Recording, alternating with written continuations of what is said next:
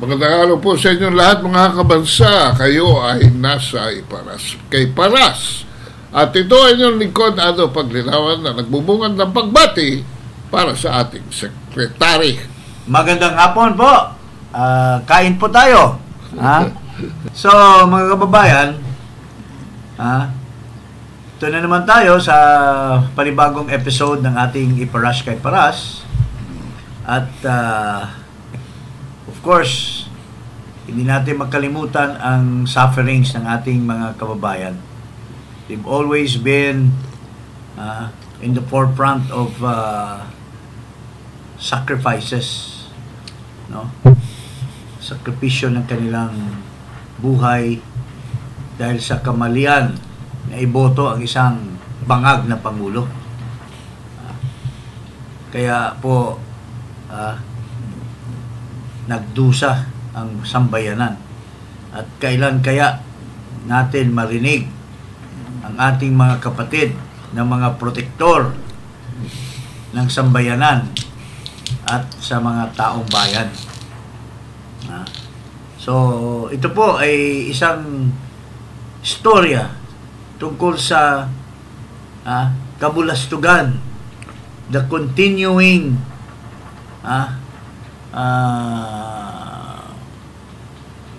things that's happening to our country, the curtailment of rights of our people, using the minions of Marcos Jr.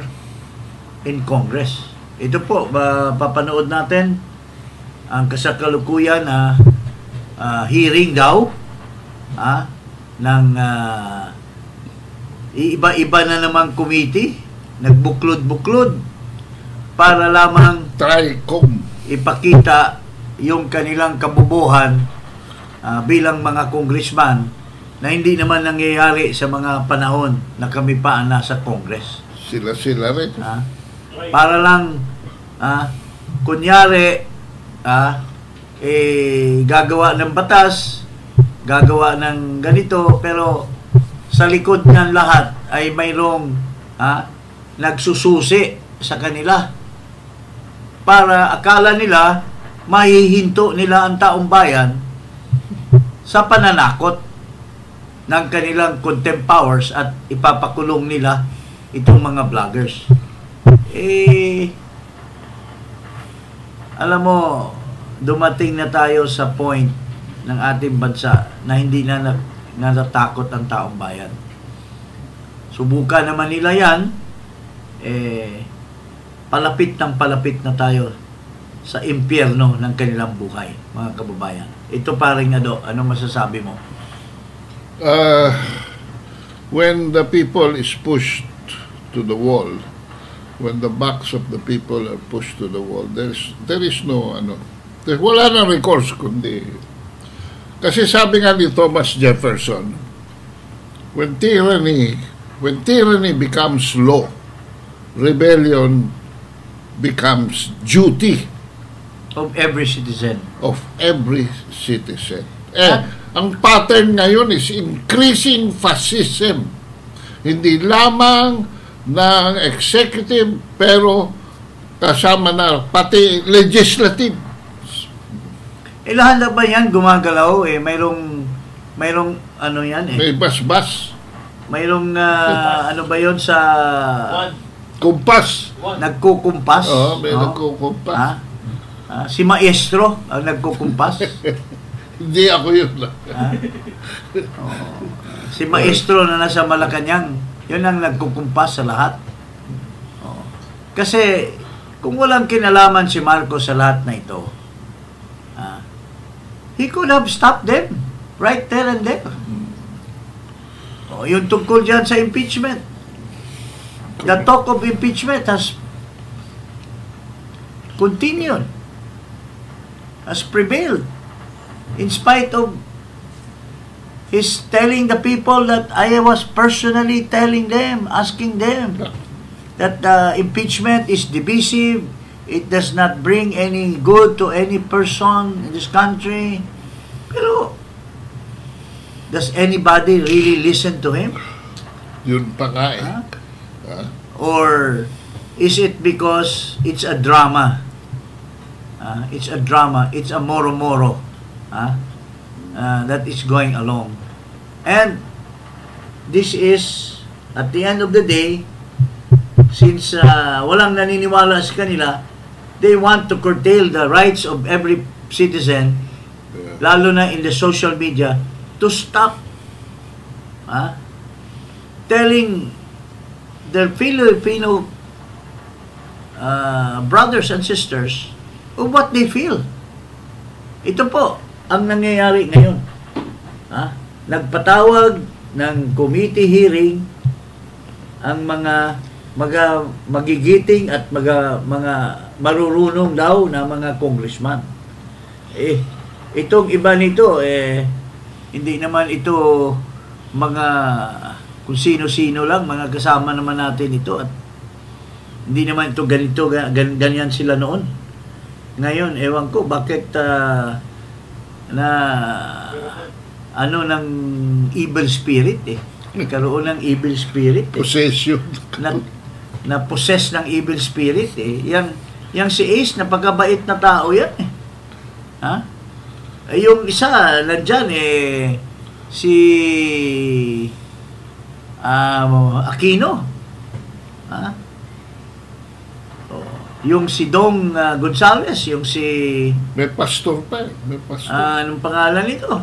Si Johnny Pimentel. Mga mababait naman ng mga tao ito. Ano bang evil spirit ang dumapo sa kanila? At pati yung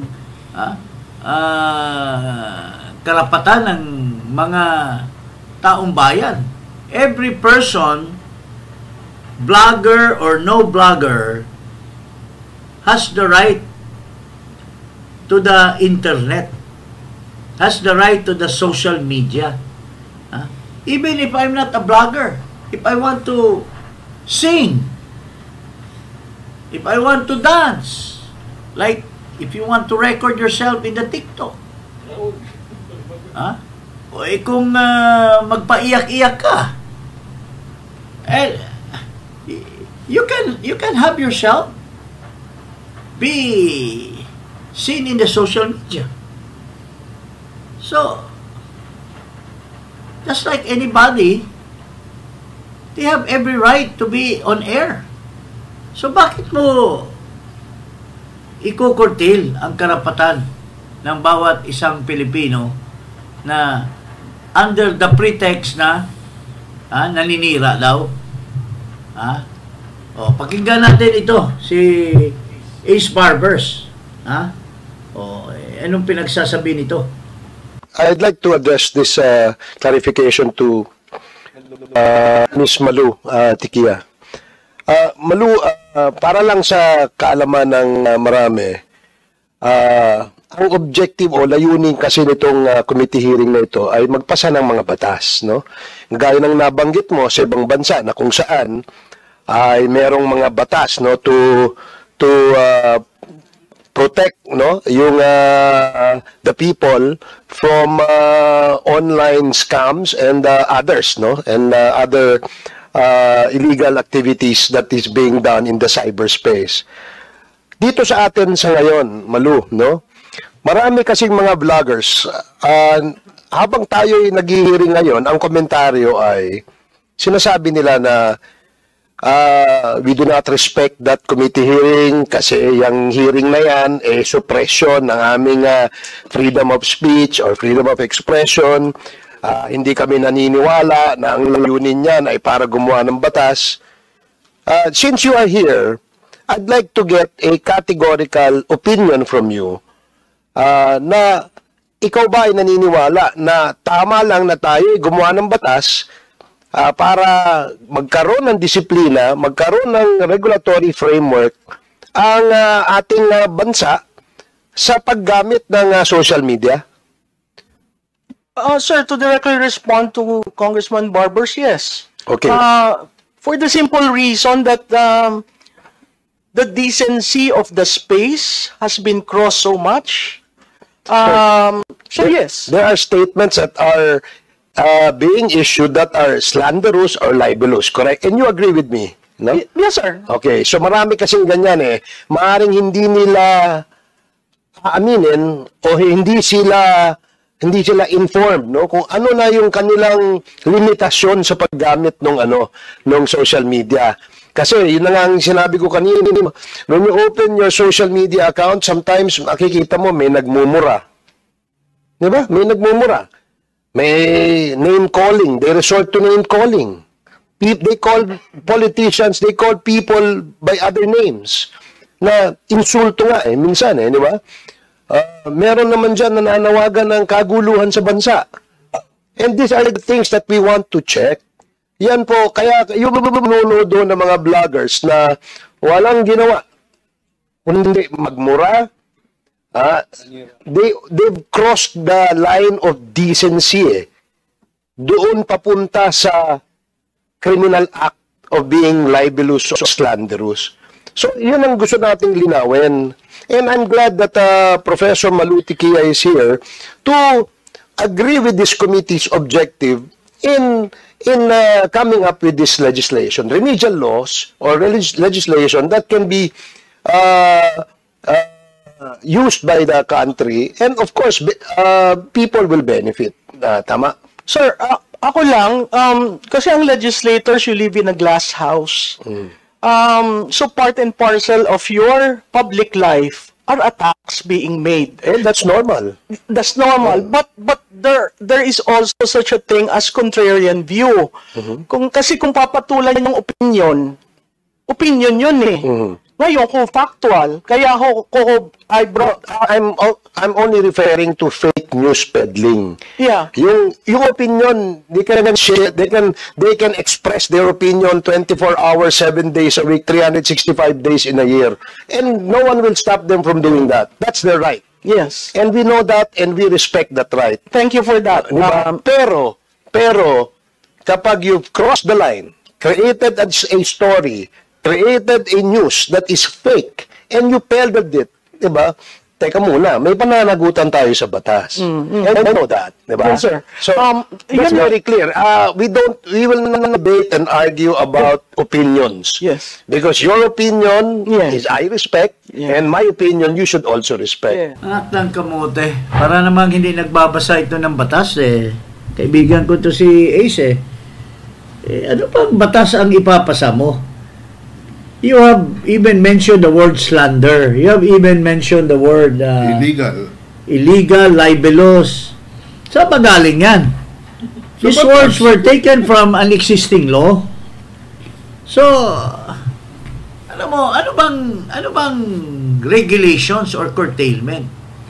Kaya nga, in the scheme of things, in the world of social media, everyone is allowed under the Constitution to speak. Pero kung may kalapasan ka, you can be sued. Kung may kalabisan. Kalampasan ka sa yung sinasabi niyang paninira. That's already covered by the law, the cybercrime law. And in fact, the cybercrime law is just an application of the social media because mayroon na tayo under the revised penal code existing laws against libel, slander, defamation. Existing na po yan at alam na ng taong bayan lahat yan. Tsaka yung cybercrime law on libel mas mahigpit kaysa rin sa libel law. Yes, because you have a bigger space. Kaya nga, I don't know why, ano pa? Kaya nagiging obvious tuloy na gusto lang nilang takutin ang... They want to send chills to the school. They want to do this hearing to provide a chilling effect para manduro on people who are criticizing the government, especially the congressmen, especially the Quadcom and the Tricom. Yes. Because every member of the Quadcom, kung sinasabi na mamamatay tao yung isa dyan. Oh. Kung hindi naman maiprobar, kaya-kaya niyong ipakulong. Ba't hindi dyan sa inyong contempt? Doghouse nyo. There's already a law that covers for libel, defamation, cyber defamation, cyber libel. And you have an advantage dahil mga big shots kayo. You can easily have some cases filed. So, why do you have to intimidate? Yep. Tsaka, yung sinasabi nyo hindi nag-attend, karapatan po yun ng taong bayan. Invitation lang naman pinapadala nyo . Ano bang significance ng invitation? An invitation means that pwede mong tanggihan. If you are invited to a party, sabihin... RSVP. Oo. Sabihin mo na, hindi ako, may lagnat ako, or may previous engagement. May ayaw akong makita doon sa party, or for so many other reasons that you don't accept the invitation. Oh. Does invitation by Congress change the meaning of the word invitation? It would have been different if you have sent subpoena. Oh. Pag kasi subpoena na kasi, mayroon ng connotation yan. Na you can already become a witness to a certain, but here it's an invitation to get your opinion on certain matters. Kaya nga sinasabi ni Malutikia,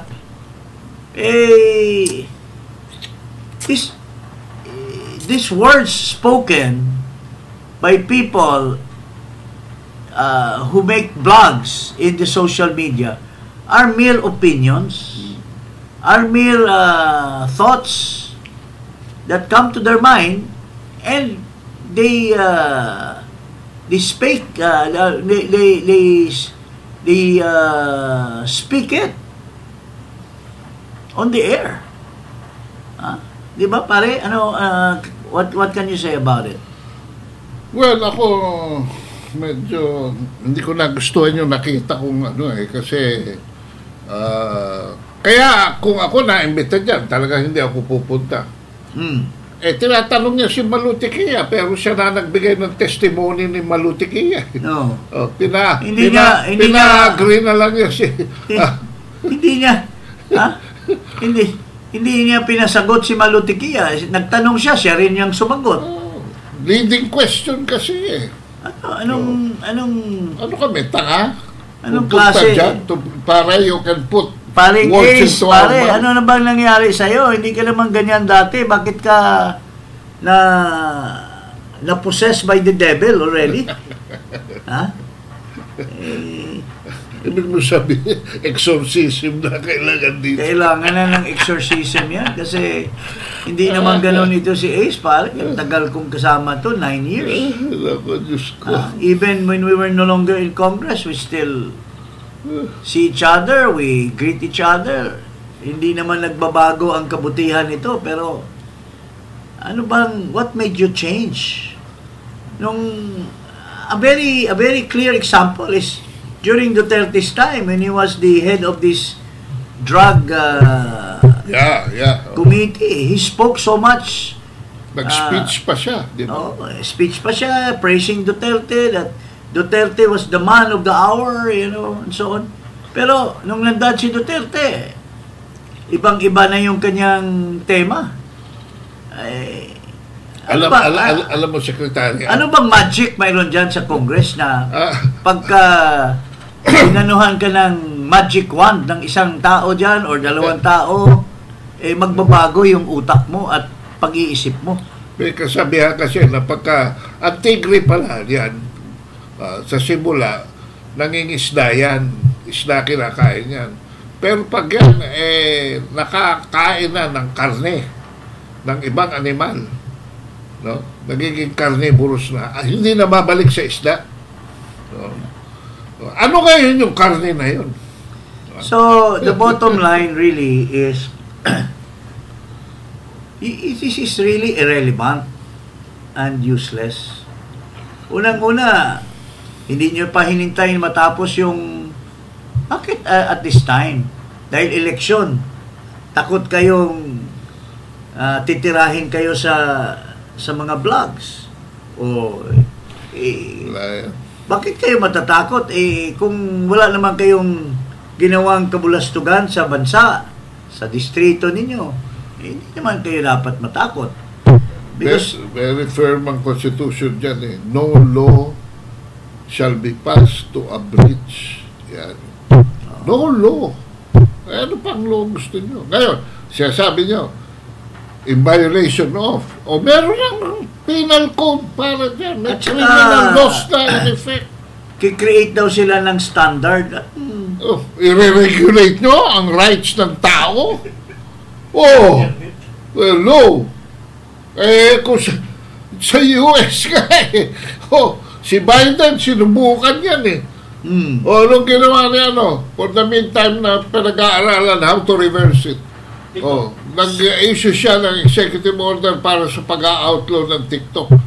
Where will that lead? Eventually, babaliktad yun. Outlawing TikTok. A law was passed outlawing TikTok. And this was upheld by the Supreme Court. But since maraming gumagamit upon their survey, Trump is trying to find a way that people will still be able to use the technology of TikTok, except that it will be utilized in such a way to protect the security and the interests of United States. So, pwedeng pag-aarian ng mga Amerikano ang TikTok. Yun ang pangyayari dyan. But, at the end of the day, hirap nga silang i-curtail yung TikTok eh. Kasi it's being already used by so many people, and people have expressed their thoughts, their ideas, their opinions through TikTok. So paano mo sasanggain yan? At Tsaka, anong klaseng regulation mayroon? Anong ginawa ng milyon-milyon na gumagamit ng TikTok nung ipasa yung batas na yan? Nag-double platform sila. Karamihan sa kanila, nagbukas din ng red note. Kaya, ganyan nyo yan. Hindi nyo abutan yan because social media yan. And how do you police? Free. And how do you monitor and police these social media practitioners? Kadami-dami niyan all over the country. Hindi lang dito sa Metro Manila. Pagpunta nga namin sa Davao, ang daming mga vloggers doon. Punta namin sa Cebu, ang daming mga vloggers. Biro mo, i-curtail mo lahat yung by regulating all of them. Tapos pagka hindi nag-follow doon sa regulation, ipapakulong mo lahat. Iko-contempt mo sila lahat. Baka hindi magkasya yung... para sa akin dito, ang dapat dagdagan ng ngipin at pondo, para makakuha tayo ng mga investigador na talagang qualified. Investigador na ano? Sa pag-prosecute. Dito sa, if I may mention a sidetrack, dito lang sa pag-identify nitong suspected spy na Chinese. Mali pala. Mali pala itong tao na ito. Is that social media? No, but what I'm saying is, you're saying investigador sa social media kung sila gagawa ng... Investigador yan doon sa mga tao na nagsabi na ito spy. Ipa-imbestigahan dyan si Bronner. Yung mga maraming taong ganyan. Pero hindi yung investigador na magbabantay sa kung anong sasabihin ng bawat isang mamamayan in the social media. Jesus Mario. Klaseng investigador yan. Wala nang gagawin ng gobyerno kundi ganyan. Precisely. Oh. Hindi, ang bottom line nito, these people are using this for a certain purpose. Under the guise that they will regulate, they will do this, they will do that. But ang totoo talaga ay takutin ang mga tumitira sa gobyerno who are legitimately expressing their grievance against government. Hindi mo naman pwede yan eh. Nasa Constitution yan eh. And besides, how do you curtail baka mamaya yung batas na pinapairal nyo, that will be declared unconstitutional. You're wasting your time and efforts.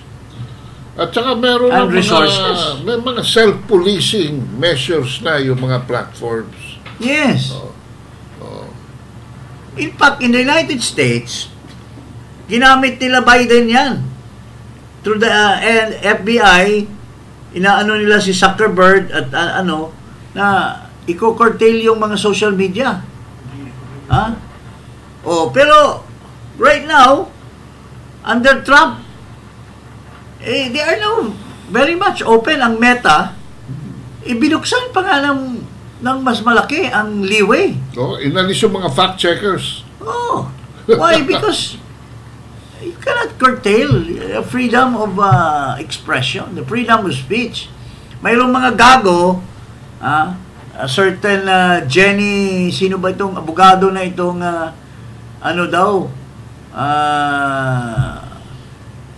hindi daw absolute ang freedom of speech. Kaya nga may mga batas eh.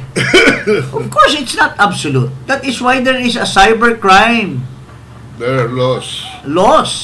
Anti-cybercrime. On abuse. Ito, a certain Gatdula. Anong pinagsasabi nitong kukok na ito? Ang proteksyonan nyo, yung rights ng mga tao na nag-testify dyan sa Congress kung paano ninyo mapagtitibay. Actually, ang laban sa pang-aabuso nyo. Actually, ang tama naman sila in a certain way na mayroon talagang naninira. Pero that's already addressed by the existing law.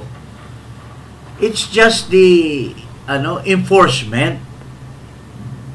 Kasi pupunta ka sa NBI, pupunta ka sa CIDG. Hindi naman nila mahanap. Kulang ng instrumento at equipment ang gobyerno. Yung mga scams. For instance, i-scam ka dyan sa Messenger. I-scam ka. Hindi nila mapigil yung scam eh. Outright. So, it is not the freedom of expression that is the issue. It is the enforcement against those who exceeded their freedom. Yun ang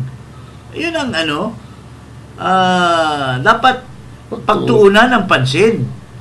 Kasi lahat tayo are allowed to talk, are allowed to speak, are allowed to render our opinion.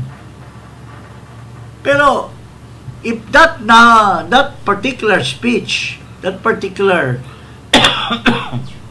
statement has exceeded and has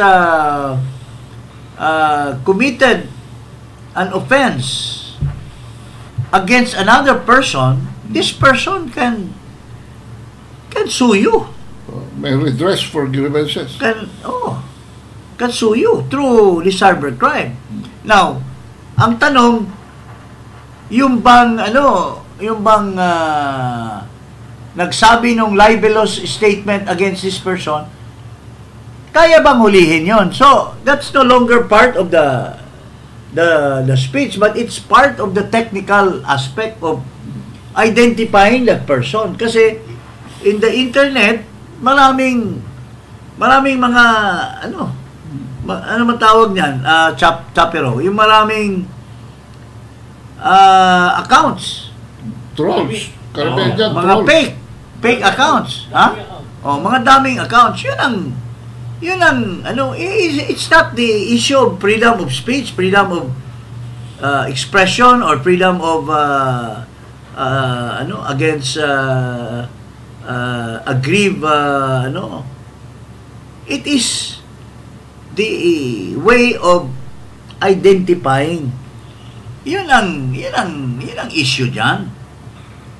So this is not a legislative matter. This is an executive matter. Enforcement or police. Law enforcement. Or maybe they can include that in the budget to increase the facilities, to increase the enforcement people. To enforce cybercrime. Oh. Kaya nga may cybercrime. Pero kung ang purpose mo ay palakasin mo yung batas para ipipin down mo yung freedom of speech, ay talagang babasura ng Korte Suprema yan. Because these are fundamental rights of every citizen. Pero as to enforcement of the right of those who have been maligned, who have been libeled, yun ang papalakasin nyo. Oo. Against people who are scammed by the use of the internet. Yun, papalakasin nyo yan. The power to identify who are the scammers and so on and so forth. Yun ang kailangan ng batas. Or ipasa batas para mabigyan ng pondo para ma-increase yung capability ng gobyerno to identify ng enforcement agencies. Yun ang kinakailangan. Hindi yung karapatan mismo ng tao. Halimbawa, sabihin ko, putang ina mo, Ado. Sinasabi ni Barbers, nagmumura daw. Putang ina mo, Ado. Magnanakaw ka. At, yung asawa ng isang, binabahay mo. Pwede akong mag-file ng demanda. Mag-file ng demanda? Now, ang importante doon, maprotektahan yung karapatan mo at mapapartibay yung karapatan mo. Bilang biktima. Yun ang kailangan. Hindi yung sinasabi niya, karapatan niya na magsabi. Pero may limit. Siniraan mo siya. Pwede kang isasampahan ng kaso. Pero you cannot limit what I will say.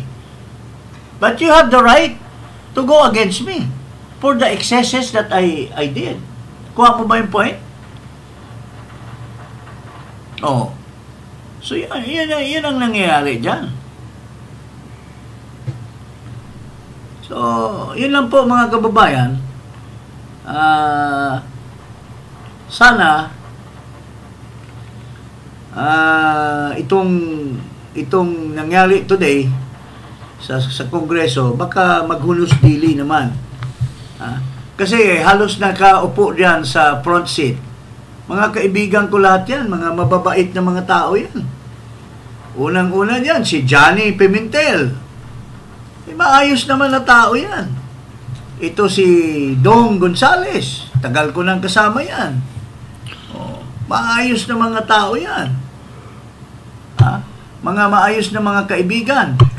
Although hindi ko masabi na maayos sila sa mga kanilang negosyo, sa construction nila, o sa anong mga negosyo, hindi ko rin masabi na nung panahon ni Alan Cayetano ay mukhang sinideline sila at ang PDP Laban ang kanilang ginamit na parang support nila. Of course, through Duterte. Pero ngayon, galit na sila, ayaw na nila kay Duterte. Hindi natin masasabi kung hanggang ngayon mabubuti pa ba silang tao. Itong si Joboy Aquino, madalas kong kausap yan. Vice Mayor siya nung kanyang bayan. Mababait na mga tao yan. Pero, bakit sila sasabak dyan sa mga ideya na i-curtail yung freedom of speech? Sila mismo, hindi naman sila ginagawa ng ganong klaseng pag-curtail, di ba? Iyon lang mga sinasabi natin, mga kababayan. Huwag kalimutang mag-subscribe dito sa Iparas kay Paras at i-click ang notification bell at mag-subscribe na rin po kayo sa YouTube channel ko at Ado Paglinawan. Kayo po ay nasa Iparas kay Paras.